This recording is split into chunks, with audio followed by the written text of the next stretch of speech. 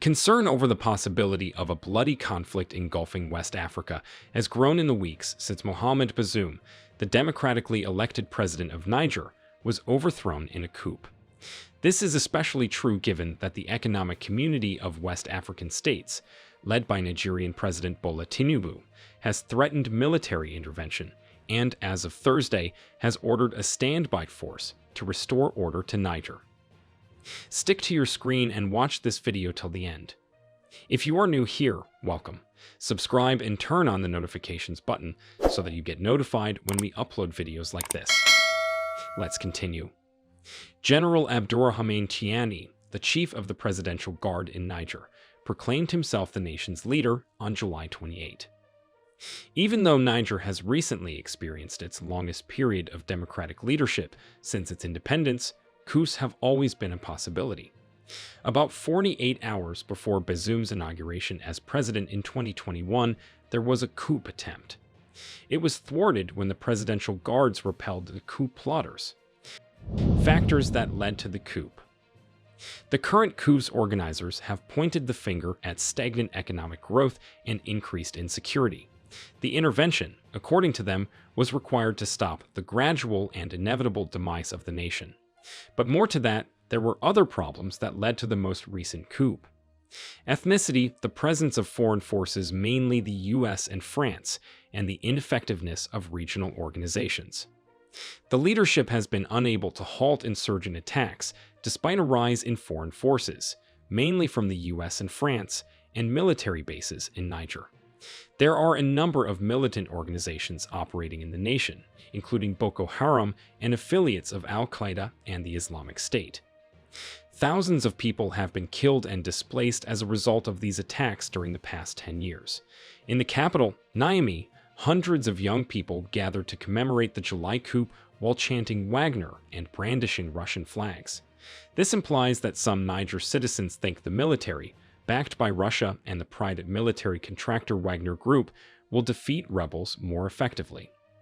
In the country's first peaceful transition of power, Bazoum was legitimately elected in 2021, and he remains the only legitimate president of Niger, according to a statement from EU High Representative Josep Borrell urging the coup leaders to free Bazoum. In the meantime, military participants in the coup warned of the consequences that will flow should any outside forces intervene in a television address. According to France 24, the US helped establish and manage an air facility in Niger, and France maintains roughly 1,500 troops there. Former colonial power France has urged the re-establishment of the democratic institutions of Niger. In addition to insecurity and economic stagnation, during the most recent election campaign, the controversy surrounding the ethnicity and legitimacy of Bazoum was a topic. Bazoum has always been referred to as having foreign origins despite coming from the ethnic Arab minority in Niger.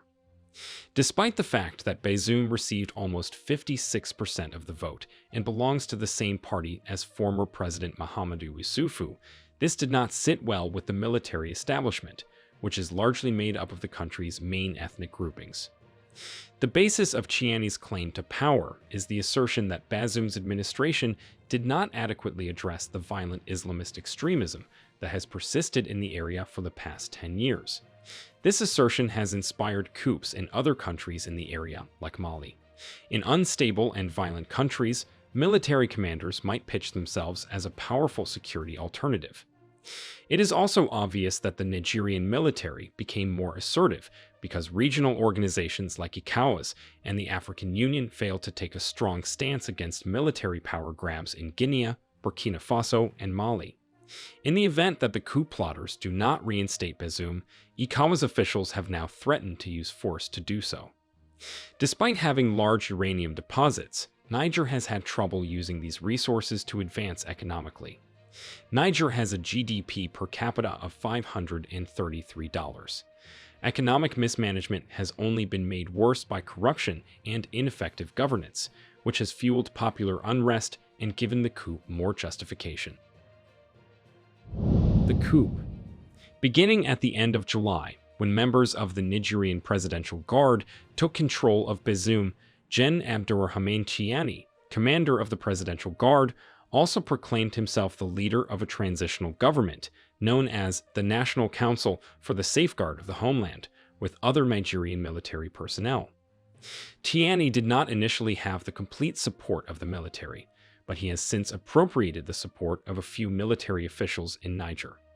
The Niamey junta has gained support among the people of Niger as well, and the coup leaders used anti-colonialist and anti-French sentiments to justify their coup. One of the last surviving U.S. empire-friendly administrations in the Sahel was Niger. The administrations of Mali and Burkina Faso, which were overthrown in a series of prior coups, cut ties with French colonialism and drove out French troops.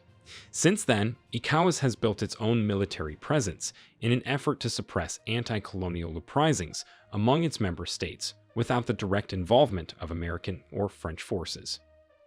At an emergency session that weekend, the leaders of the Economic Community of West African States, ECOWAS, threatened to use force against Chiani and the other coup leaders if they did not stand down and restore Bazoum within the allotted time. In response to ECOB's decision, Niger's coup leaders closed the country's airspace. France reportedly violated this decision by flying a plane from Chad to Niger, and the reason for the violation was that they had an agreement with the previous government of Niger. The idea of military intervention in Niger comes primarily from the French, who enjoy considerable influence in the Economic Community of West African States. France depends on Niger because it provides over 20% of the uranium used in its nuclear power facilities. The new government's first action was to forbid the export of their gold and uranium to France, since they felt that France was taking advantage of them while their people are suffering. Around 1,500 soldiers and a sizable French Air Force installation are stationed in Niger. Paris detests the idea that it would suffer another setback and beat a quick retreat once more, this time from Niger, after pulling French army units out of Mali and Burkina Faso. The only significant French presence in the region at that point would be in Chad, but it would be challenging to intervene in Mali, Burkina Faso, Niger, and other Sahel zone nations from there.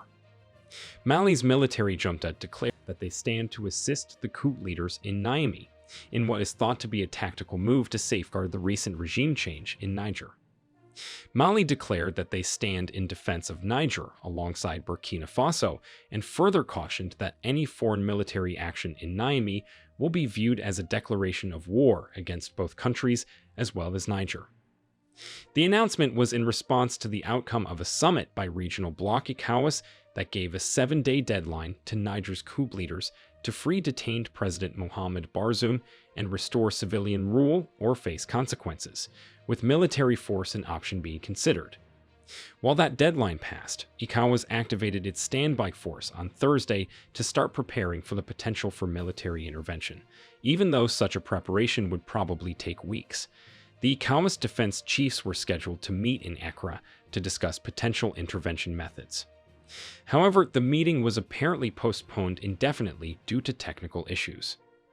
Algeria believes it can accomplish some kind of stabilization of Niger without a violent intervention supported by France and the United States in order to restore Bazoum, despite the fact that it did not support the fall of the Niger's president.